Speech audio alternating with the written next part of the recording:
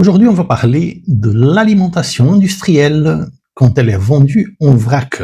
Est-ce qu'il est intéressant de faire ses achats de nourriture en vrac? Quels sont les pour et les contre de cette méthode d'approvisionnement en rapport à la nourriture industrielle vendue en sac? Et essayer d'arriver à une conclusion. Viens avec moi, j'explique dans le chemin.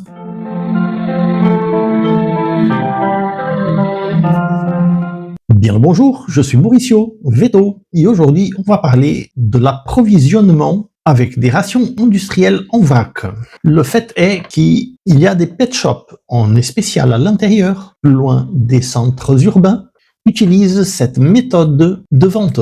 Méthode qui est très intéressante du point de vue financier et pour le détaillant qui vend cette nourriture, mais aussi pour le consommateur, pour le client, qui a la possibilité d'acheter sa nourriture un petit peu moins chère, vu qu'on ouvre des grands sacs dont le prix au kilo est un peu moins cher pour vendre petit à petit au poids. En vérité, cette façon est la forme originale de vente de nourriture. Originalement, il y a des décennies, la ration était livrée en grands emballages qui étaient ouvertes et proposées au public un petit peu à la carte par rapport au poids. Aujourd'hui, avec la spécialisation continuelle des différents types de nourriture, les rations sont plutôt proposées en emballage fermé de haute technologie qui aide à préserver les qualités gustatives des croquettes.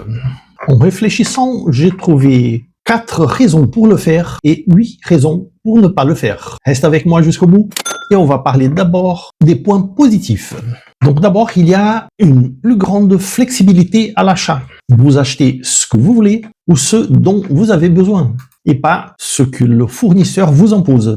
Ensuite, bien sûr, le prix il est meilleur parce que les sacs, quand ouverts, le prix au kilo est plus intéressant. La raison du meilleur budget est aussi parce que les emballages de haute technologie spécialisés sont laissés de côté avec cette méthode-là. En troisième, vous voyez ce que vous achetez. Vous avez accès direct à l'intérieur du sac et vous voyez ce que vous êtes en train d'acheter. En quatrième, vous pouvez essayer avec beaucoup plus de facilité différents styles de nourriture, puisque vous n'avez pas besoin d'acheter un sac entier pour faire un essai. Et quant au point négatif, d'abord le simple fait d'être ouvert, les emballages ne peuvent pas empêcher la contamination et la détérioration des aliments. Deuxième, la simple odeur de la ration ouverte attire les parasites, que ce soit des cafards, d'autres insectes ou même des rongeurs, qui en plus de se servir dans les sacs, laissent encore des déjections, toujours source de maladies. Il y a donc beaucoup plus de chances de la ration être souillée quand elle est ouverte. En plus, l'humidité normale de l'air peut causer la prolifération de champignons et cette moisissure de la ration peut libérer la production de mycotoxines qui peuvent intoxiquer votre chien de façon chronique. D'ailleurs, attention aussi à la moisissure un peu verdâtre qui arrive dans le pain qui est resté du jour au lendemain dans votre cuisine, parce qu'on a la fâcheuse habitude d'enlever la partie verte, mais le reste peut contenir ces toxines qui peuvent aussi nous intoxiquer de façon chronique. Vétérinaire et aussi santé publique. En quatrième, l'oxygène de l'air normal peut causer l'oxydation de certains composants de la ration, en spécial les lipides, diminuant de cette façon la qualité de l'aliment. En cinquième, un sac ouvert, son contenu vieillit très rapidement. Dès que vous ouvrez, vous sentez cette odeur de ration qui monte, et cette odeur, elle diminue très rapidement jusqu'à disparaître. Signal que les qualités gustatives, olfatives et la palatabilité de la nourriture est disparue. Évidemment, si vous donnez à votre chien, il va le manger parce qu'il n'y a pas autre chose. Mais il aurait préféré un sac récemment ouvert.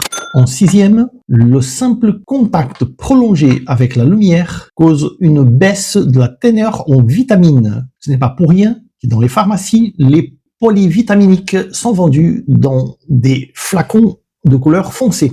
En septième, le risque, en théorie, de fraude, car on ne peut pas afférir la date de validité d'un sac de nourriture dont le sac a été ouvert. On ne peut pas non plus être sûr qu'il n'y a pas eu de mélange avec d'autres marques de nourriture de moindre valeur.